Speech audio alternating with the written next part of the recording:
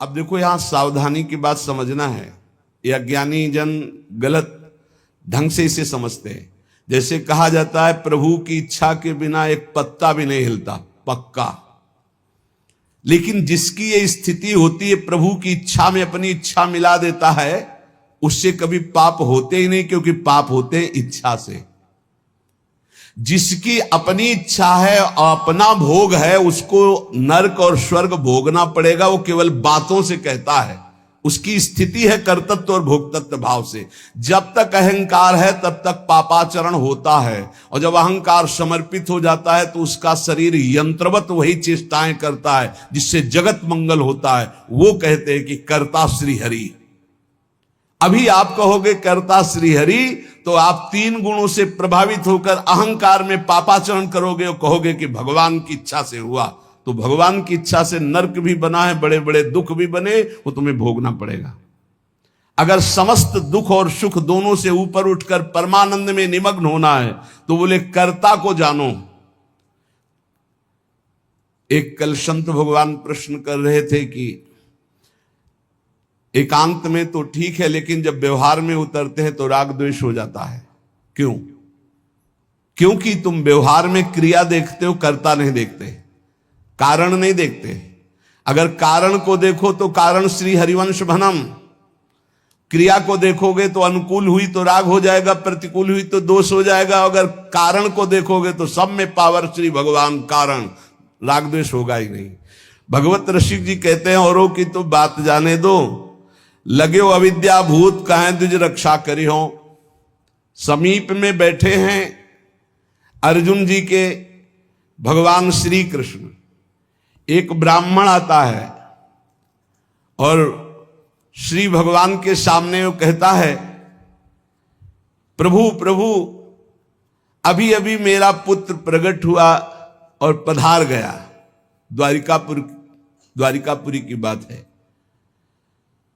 प्रभु पैदा होते ही मर गया, ऐसा तो कभी नहीं हुआ कि पुत्र पिता के सामने मर जाए। ये तो धर्म रहित बात है।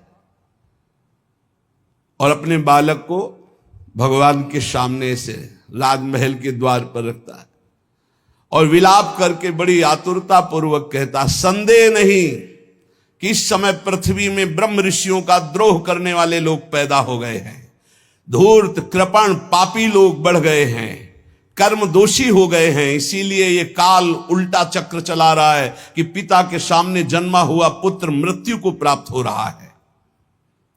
ये राज हिंसापरायण दुश्शील अजितेंद्री प्रजा को दरिद्री कर रहे हैं, कर ले ले करके दुख पर दुख प्रजा भोग रही है। इसीलिए ये हमको सामने महान संकट देखना पड़ा। अधार्मिक राजाओं के होने के कारण मेरा पुत्र मेरे सामने मरा, ऐसा काल व्यतिक्रम है, नहीं होना चाहिए था। इस प्रकार बोलकर चला गया। फिर दूसरा पुत्र हुआ तो फिर मर गया, फिर बोल के चला गया। तीसरा पुत्र पैदा हुआ, फिर मर गया, फिर वैसे ही बोल के चला गया। जब नवें बालक के मरने पर वो वहां आया तो अर्जुन जी ने कहा, ब्राह्मण सुनो, इस निवास स्थान द्वारिका में ऐसा लगता है कोई धनुषधारी छत्री नहीं है। बार बार तुम यहां रोकर चले जाते और कोई नहीं बोलता कि मैं तुम्हारी रक्षा करूंगा। क्या है ये प्रजा पालन है? अरे जिनके राज्य में कोई ब्रह्म ऋषि दुखी हो जाए धन से, पुत्र से या किसी अन्य कारण से, तो उसका राज्य नष्ट हो जाता है। जहां साधु वैष्णव ब्रह्म ऋषि दुखी हो जाए। मैं समझता हूं इस समय तुम बड़े संकट में हो, बड़े दीन हो रहे हो क्योंकि तुम्हारे पुत्र मर रहे हैं। मैं प्रण करता हूं तुम्हारे पुत्र की रक्षा करूंगा। कर्ता को जाने नहीं, भगवत ऋषि जी कह रहे हैं। अरे उनका जाओ, तुम बात क्या बनाते हो? तुम क्या पूर्ण करोगे? जब ये श्री कृष्ण और बलराम बैठे हैं तो तुम क्या पूर्ण कर लोगे? अर्जुन से कहा। तो वो कह रहे हैं, अहम वा अर्जुनो नाम गांडीवम यस्य वै धनो नाहम संकर्षणो ब्रह्मन्न कृष्ण कार्षणेव च अहम व अर्जुनो नाम गांडीवम यस्य वै धनो। हे, मैं कोई संकर्षण नहीं हूं बलराम जी, और मैं कोई कार्ष्णी कृष्ण नहीं हूं। मैं गांडीव धनुषधारी अर्जुन जो बोलता हूं वही करके दिखाता हूं। यहां दो भाव निकलते हैं कि देखो भाई, मैं कोई कृष्ण बलराम तो हूं नहीं, उनका दास हूं। तो भगवान अपने प्रण को चाहे भुला दे, लेकिन दास के प्रण का निर्वाह करते, इसलिए मैं प्रण लेता हूं कि मैं तुम्हारे पुत्र की रक्षा करूंगा। और एक भाव ये होता है कि मैं कोई कृष्ण बलराम नहीं हूं, मैं गांडीव धनुषधारी अर्जुन हूं जो प्रण लेता हूं उसे पूर्ण करता हूं। ब्राह्मण ने कहा, कैसी बड़बड़ करके बातें कर रहे हो? संकर्षणो वासुदेवा प्रद्युम्नो धन्विनाम वरः अनिरुद्धो अप्रतिरथो न त्रातुम शक्नुवन्ति यत् तत्कथम नु भवान कर्म दुष्कर्म जगदीश्वरै चिकीर्षसि त्वं बालिष्यात् तन्न सदम्हे वयम्। अरे, जहां बलराम जी विराजमान, हल मूषलधारी सुदर्शन चक्रधारी श्री कृष्ण प्रद्युम्न अनिरुद्ध, ये अतिरथी महावीर, जब ये जगदीश्वर हमारे पुत्र की रक्षा नहीं कर सके तो तू क्या ये बालकों की मूर्खता जैसी बात करते हो? अर्जुन से कहा।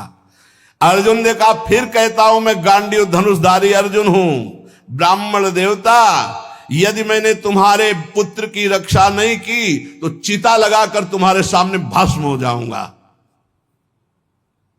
मेरे बल पौरुष का तिरस्कार मत करो। जानते हो मुझे, मैं वो अर्जुन हूं जो महादेवाधिदेव भगवान शंकर को युद्ध में तृप्त कर दिया। ऐसा है, मैं अधिक क्या कहूं? अगर मृत्यु भी सामने आएगी तो मैं जीत कर तुम्हारे पुत्र की रक्षा करूंगा, मैं वचन देता हूं। तब ब्राह्मण ने कहा, जय हो कुंती नंदन अर्जुन, तुम्हारी जय हो भाई, धन्य है, तुम्हारा बल पौरुष प्रशंसनीय है। अब मैं जा रहा हूं, जब बालक होने को होगा तो मैं तुम्हें सूचना दूंगा। फिर समय आया प्रसव का, ब्राह्मण भागता हुआ आया, अर्जुन अर्जुन, इस बार तुम मेरे बच्चे को बचा लो, मृत्यु से बचा लो। अर्जुन तत्काल गए, आचमन किया, भगवान शंकर का ध्यान करके प्रणाम किया, श्री कृष्णचंद्र की तरफ देखा भी नहीं, कर्ता को जाले ले यही बात समझा रहे हैं, समझो। और दिव्यास्त्र का स्मरण किया और गांडीव पर प्रत्यंचा चढ़ाई और ऐसा बाणों का हाहाकार मचा दिया कि वायु भी प्रवेश करेगी प्रसव गृह में तो अर्जुन की आज्ञा से प्रवेश करेगी। दिव्यास्त्रों से पूरा बांध दिया, मंत्र से अभिमंत्रित करके प्रसव गृह को चारों ओर से घेर दिया, ऊपर नीचे दाएं बाएं ऐसा पिंजड़ा और दिव्य मंत्रों के द्वारा। पहले तो कम से कम बालक पैदा होकर के रोता फिर मर जाता था, अब पैदा हुआ ना तो 100 मिला ना आवाज सुनाई दी, गायब हो गया। पहले तो कम से कम लाश तो मिलती थी, रोता तो था फिर मर जाता था। अब वो ब्राह्मण अर्जुन से कहने लगा कि मेरी मूर्खता देखो, इस नपुंसक की बात में मैं आ गया। हाँ, अरे जहां श्री कृष्ण बलराम नहीं रक्षा कर पाए, इसकी डींग भरी बातों पर मैंने विश्वास कर लिया। ना प्रद्युम्नो ना अनिरुद्धो न रामो न च केशवा यस्य सेकु परित्रातुम कोन्यस्तद वितेश्वरः। कौन ऐसा है जहां श्री कृष्ण बलराम प्रद्युम्न और अनिरुद्ध नहीं रक्षा कर पाए, वहां और त्रिभुवन में कौन रक्षा कर सकता है? मिथ्यावादी अर्जुन को धिक्कार है, अपने मुंह से बड़ाई करने वाले गांडीव धनुषधारी अर्जुन को धिक्कार है। दुर्बुद्धि मूढ़तावश कहता था कि मैं तुम्हारे बालक की रक्षा कर लूंगा। अब ब्राह्मण तो क्रोध में, देखने को मुंह नहीं मिला लड़के का, पैदा हुआ गायब। अर्जुन ने कहा, ब्राह्मण मेरा अपमान मत करो। तत्काल योग बल से यमपुरी गए। भगवान धर्मराज जी ने देखा कि अर्जुन पधारे, बोले इस समय अर्घ पात्र लेने का हमें अवसर नहीं है, हमें यह बताओ कि वो जीवात्मा तुम्हारे यहां आया है? बोले हमारी पुरी में नहीं आया। विचार किया कि कहां चला गया जब यमपुरी में नहीं आया। इंद्रलोक, अग्निलोक, नैऋति, सोम, वायु, वरुण सबकी पुरियों में गए, अतल नीचे, अतल सुतल पाताल तलातल महातल, इन लोकों में गए, ऊपर के जनलोक महालोक तपलोक ब्रह्मलोक, कहीं भी ब्रह्मा की जितनी रचना सब घूम डाला अर्जुन ने, कहीं वो जीव नहीं मिला। अब आए, अब भगवान श्री कृष्ण की तरफ देखा, प्यारे प्रणाम, अब जा रहे हैं भस्म होने हम चिता में। यही जीव की दशा है, जब सब जगह से हार जाता है तब बोलता है हरि शरणम। पहले नहीं चितवन किया कि प्रभु, तो प्रभु समझा देते। प्रण लेने से लेकर अभी तक भगवान की तरफ नहीं देखा कि रुख क्या है।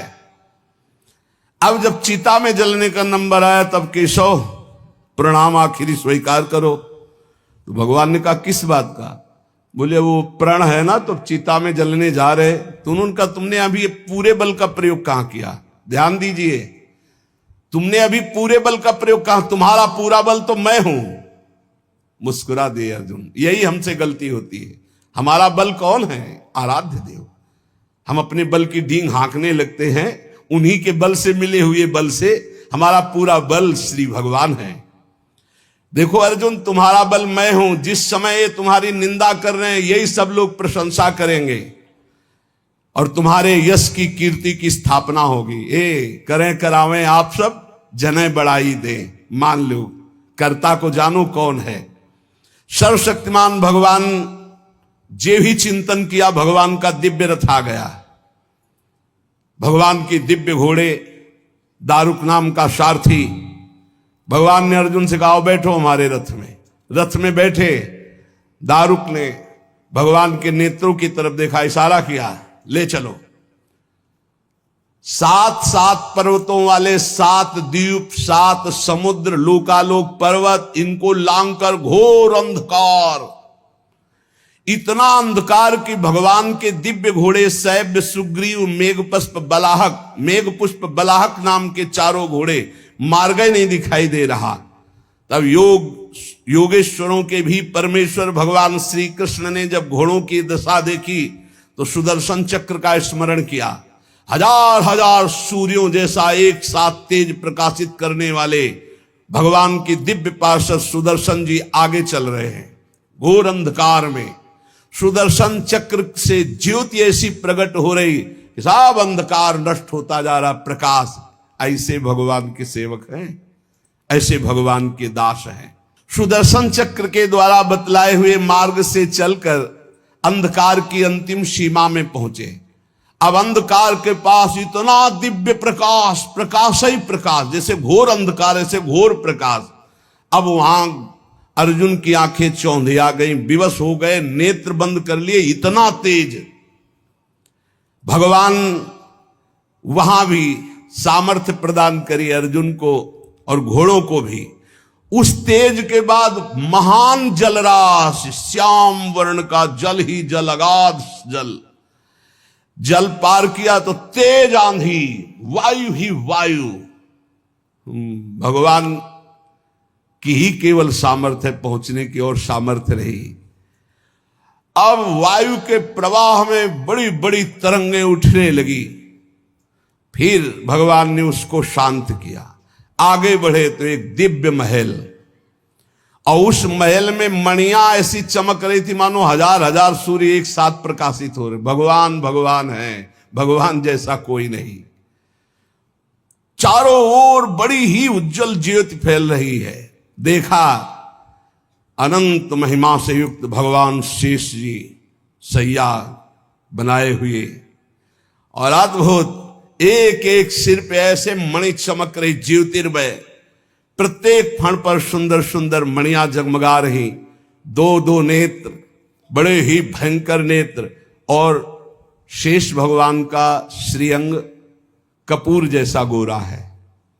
कैलाश पर्वत के समान श्वेत वर्ण, नीले रंग की जीभ और गला नीला, भयंकर नेत्र, फणों पर मणि चमक रही। अर्जुन ने देखा शेष भगवान की सुखमयी सैया पर सर्वव्यापक महान प्रभावशाली परम पुरुषोत्तम भगवान भूमा पुरुष विराजमान है। अर्जुन बार बार श्री कृष्णचंद्र जी की तरफ देख रहे हैं। भूमा पुरुष है तो एक ही, ये कहां ले आए? एक तो ये श्री कृष्ण, एक ये श्री कृष्ण, क्योंकि द्वारिकाधीश भी चतुर्भुज रूप और हरि भी चतुर्भुज रूप।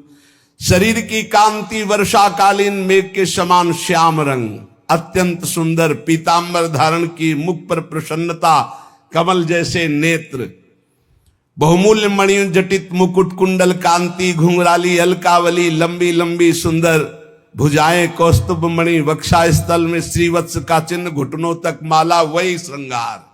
जैसा द्वारिकाधीश का वैसा ही प्रभु का श्रृंगार। अर्जुन ने देखा नंद सुनंद जय विजय ये सब पार्षद मूर्तिमान होकर, पुष्टि श्री कीर्ति अजा ये चारों दिव्य शक्तियां, रिद्धियां निधियां, लोकपाल, ये सब वहां हाथ जोड़े खड़े हैं। वो भगवान श्री कृष्ण भी प्रणाम कर रहे हैं। तो अर्जुन देख रहे हैं कि ये है क्या लीला, अपने आप को अपने आप से, और कह रहे प्रणाम करो, ये अनंत महिमाशाली भूमा पुरुष भगवान है। अर्जुन भयभीत हो गए कि एक तो ये मेरे सखा श्री कृष्ण, दूसरे ये भूमा पुरुष। श्री कृष्ण ने फिर प्रणाम किया और हाथ जोड़कर कहा कि हे भूमा पुरुष, आप कृपा करके आदेश कीजिए। गंभीर वाणी में बोले, हे अर्जुन और हे श्री कृष्ण, तुम दोनों को देखने के लिए मैंने उन पुत्रों का अपहरण किया, मैंने अपने पास मंगाया। तुम मेरे ही अंश से प्रकट हुए हो और धर्म की रक्षा के लिए पृथ्वी पर अवतार ग्रहण किया। पृथ्वी के भार से दैत्यों का संहार कर चुके हो, अब तुम्हें लौटकर हमारे ही स्वरूप में फिर विलीन होना है। तुम पूर्ण काम सर्वश्रेष्ठ हो, जाओ अभी कुछ कार्य बकाया है, लोक संग्रह के लिए वो कार्य करके पुनः मेरे पास आ जाओ। भगवान श्री कृष्ण भी हाथ जोड़े खड़े, अर्जुन भी खड़े हैं। अति विचित्र भगवान